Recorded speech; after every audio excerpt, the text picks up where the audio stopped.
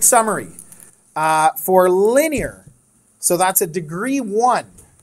Now, if it's a horizontal line, that's actually degree 0, right? Y equals 7 is a degree 0. Horizontal lines are a little bit different from what we're talking about here, okay? So there's a couple of examples. If it has a positive leading coefficient, then we know that it's got a positive slope. That's what that would mean. It means like the slope is positive for linear. A negative, negative leading coefficient, it would have a negative slope.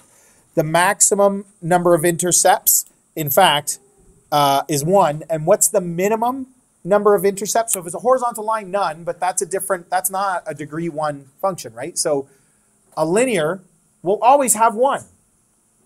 Convince yourself of that if you're not sure that that's true. So the max number of x-intercepts is 1, but the min is also 1. How many turning points does it have? None. So maximum number is 0, minimum number is 0, obviously 0. It has 0 turning points, and it never will have any turning points. That's linear. Quadratic. And end behavior, well, it's pointing off into quadrant 1, pointing off into quadrant 3, or pointing off into quadrant 2 and pointing off into quadrant 4, right? It's one or the other. So the ends for linear, folks, are always going opposite directions. One's up, one's down. One's up, one's down. That makes sense? Quadratic, degree 2. The maximum number of x-intercepts is 2. There's your positive leading coefficient, okay? And then there's 2 as well. What's the minimum number of x-intercepts? 0. It could have 0.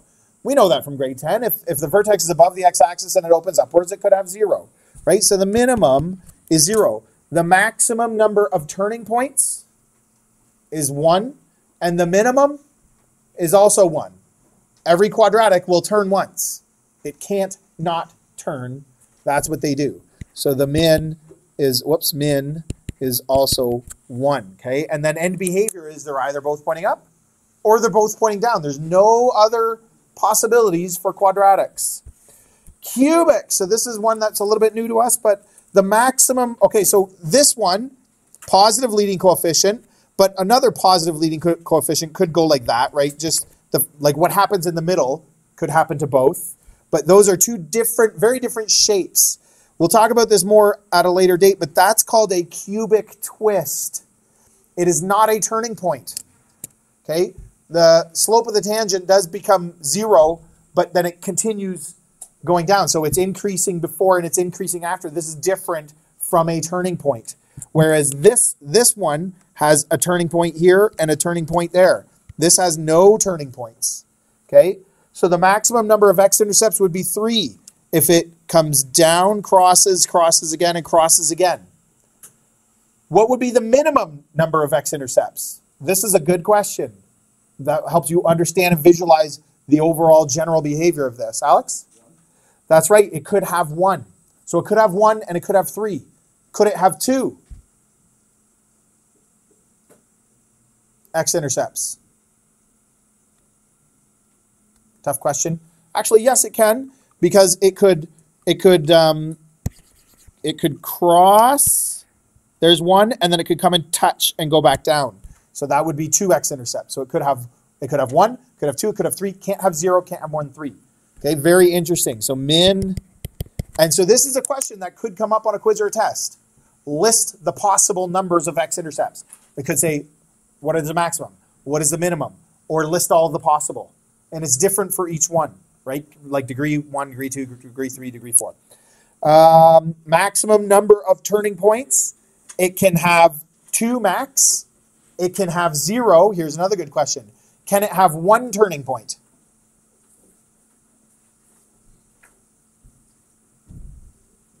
So cubic always points up and down, but it's got a little twist action happening in the middle. This is what people do for a cubic, right? And could it have 1 turning point? No, because then they'd both be pointing up, or they'd both be pointing down. So it can't have 1 turning point. Very interesting. Quartic, and then quintic isn't on here, but quartic. Maximum number of x-intercepts. So it could have 4. Look, there's 3, so it can also have 3, but it could have 4 if it crossed and then crossed again. Okay? Could it have, what's the minimum number of x-intercepts?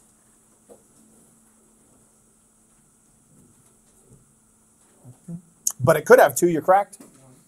It could have 1, but it could have 0, right? So try to make a graph using that little thing. If you've got nothing to do in MSIP tomorrow or whatever, try. It could, like, if I took this whole graph, hold on, folks, and moved it all down below the x-axis, then it's got no x-intercepts, okay? What about turning points? So the maximum is 3, and I'll leave this question with you, but this is something you need to be able to answer. This is how we're starting to understand the behavior and characteristics of polynomial functions in particular. What are the other possible numbers of turning points that it could have? Could it have 0? Could it have 1? Could it have 2? Could it have 3? Can't have 3. It can't have more because it tells you here maximum. And then we have to have the same understanding for quintic. And so the last thing I'm going to say, because the bell is about to ring, is degree 1 is like this or like this. Degree 2. Degree 3. Degree 4.